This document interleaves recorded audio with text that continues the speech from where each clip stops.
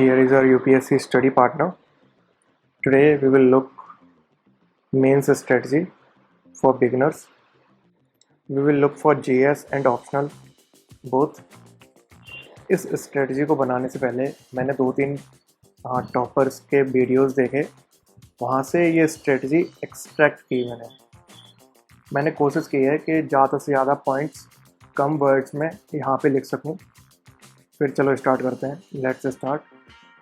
तो सबसे जो इम्पोर्टेंट पॉइंट था वो वहाँ से ये सीखने को मिला कि हमें हर टॉपिक कवर करना है और उस टॉपिक का एक ही सोर्स होना चाहिए। हमें एक टॉपिक मल्टीपल सोर्स से कंप्लीट नहीं करना है, यही रखना है। एक टॉपिक का एक सोर्स होगा, हम उतना अच्छे से उसे कवर करेंगे और उतना अच्छी तरह हम उसे रिवाइज कर पाएंगे। अगर हम मल्टीपल सोर्सेज रखते हैं तो आधा टाइम तो हमारा कन्फ्यूज़न में बीतेगा कि क्या हमारा कंप्लीट हो पाया है या नहीं हो पाया है, क्या हम आंसर्स लिखने लायक हो गए हैं या नहीं हुए हैं, कुछ कॉन्सेप्ट अभी भी रह गए हैं या फिर पूरे हो चुके हैं।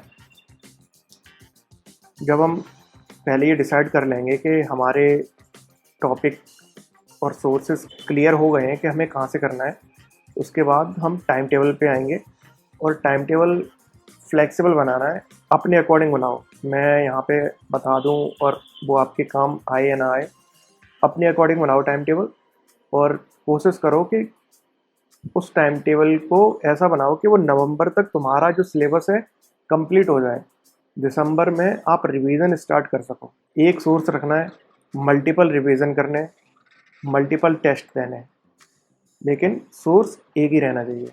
सब्जेक्ट्स पे आते हैं। जब हम जीएस या फिर ऑप्शनल पढ़ रहे हैं, जो सब्जेक्ट्स हैं उनको पहले तो कंप्लीट करना है। कंप्लीट करने के बाद ऐसे कंप्लीट करना है कि जो नेक्स्ट रिवीजन है हम उसको 10 दिन में कर सकें, हो सकता है और कम दिन में करें।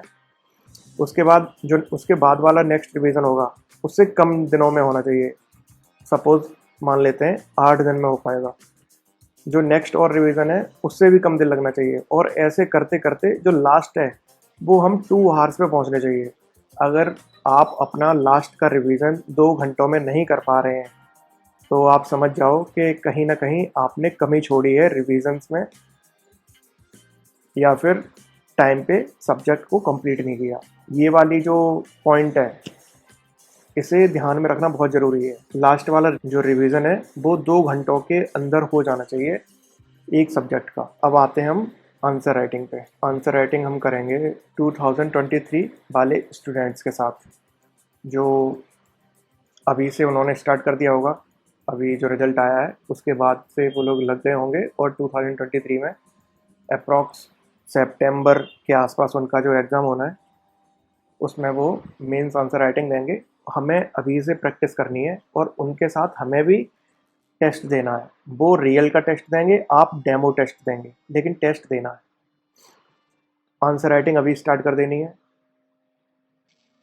और अगर आप बिल्कुल एब्सोल्यूट बिगिनर हो तो आप अगस्त में स्टार्ट कर सकते हो। अभी पढ़ाई करो, बेसिक कॉन्सेप्ट सीखो, न्यूज़पेपर पढ़ो, बेसिक बुक्स पढ़ो।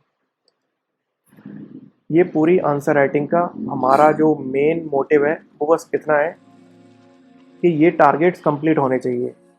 ये टारगेट्स कौन कौन से हैं? कॉन्फिडेंस आना चाहिए आंसर राइटिंग में। अगर कॉन्फिडेंस नहीं आया तो कितना भी आंसर राइट कर लो, 1000 प्लस टेस्ट दे दो पर सब्जेक्ट, फिर भी अगर कॉन्फिडेंस नहीं आया तो वो सब बेकार है। कॉन्फिडेंस आना बहुत ज़रूरी है। अगर कॉन्फिडेंस आता है तभी हम अच्छा स्कोर कर पाते हैं आंसर राइटिंग में। टेस्ट देने से कॉन्फिडेंस बढ़ेगा, स्पीड बढ़ेगी। स्पीड भी बहुत ज़रूरी है। हमें पता है 10 मार्क्स का क्वेश्चन हमें 7 मिनट्स के अंदर लिखना होता है। अगर ऊपर जाता है 10 मिनट लग रहे हैं, 15 मिनट लग रहे हैं, तो कहीं ना कहीं हमारे क्वेश्चन छूटेंगे। ये हमें ध्यान रख के चलना है। तो हमें अपनी स्पीड मेंटेन रखनी है। स्पीड हमें अपनी इम्प्रूव करनी है। और रिलेटिव कंपटीशन है ये। अगर आप आंसर राइटिंग नहीं करोगे लेकिन कोई दूसरा तो कर रहा है आंसर राइटिंग, कहीं ना कहीं वो उसके पास एक एज होगा, एक लिमिटेड पीरियड मिलता है प्रीलिम्स के बाद, 2 से 3 महीने का टाइम मिलता है। अगर उसने पहले से आंसर राइटिंग कर रखी है किसी ने और आपने नहीं कर रखी है, तो ऑब्वियस है कि वो अच्छे से आंसर कर पाएगा, आंसर लिख पाएगा। उसके जो आंसर छूटने के चांसेस है बहुत कम है, लेकिन आपके ज़्यादा होंगे अगर आपने नहीं कर रखा है तो।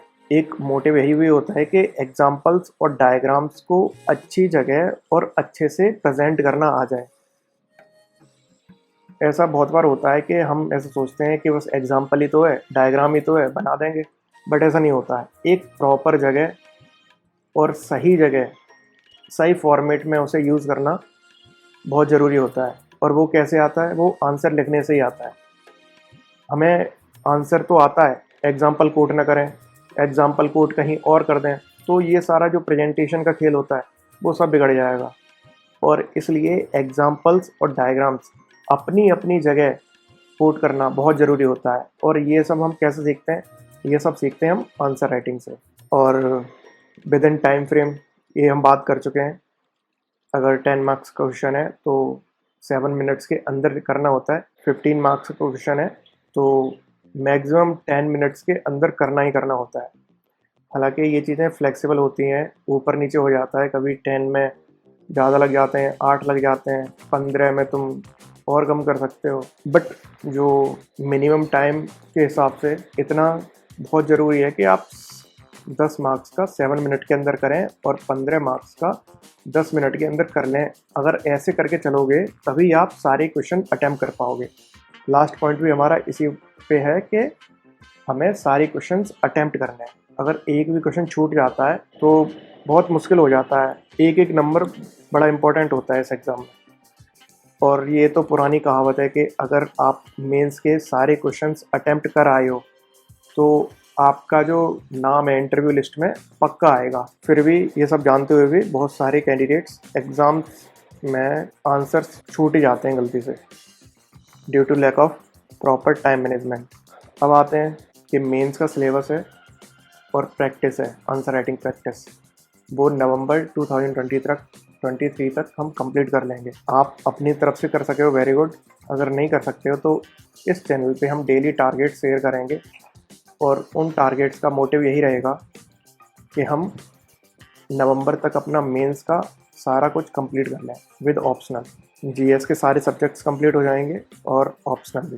And finally that's it and that's enough. Thank you.